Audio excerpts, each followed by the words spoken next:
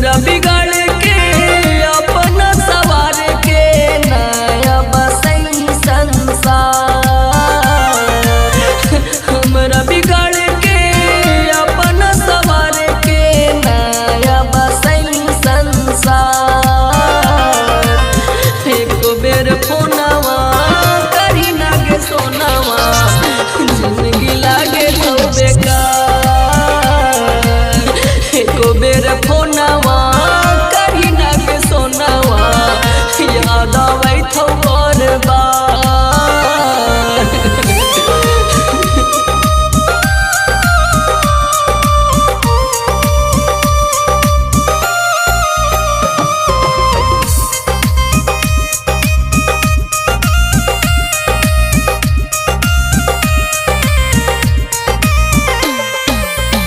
मन करला के खाली जहरावा कबो न मिलतो अब तोरा से नजरावा। देखल बिना तोरा चैनो न आवो इहे से हमरो लागल हौवा सरावा।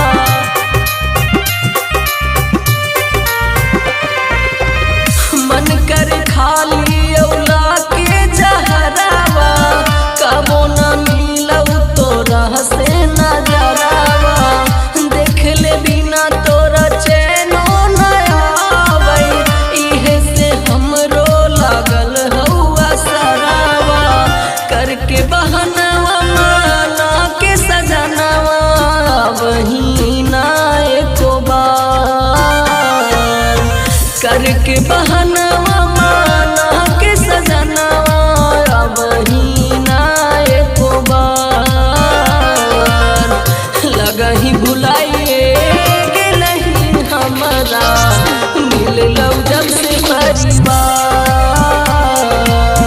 एको बेर फोनवा करही न सोनवा जिंदगी लागे थौ बेकार।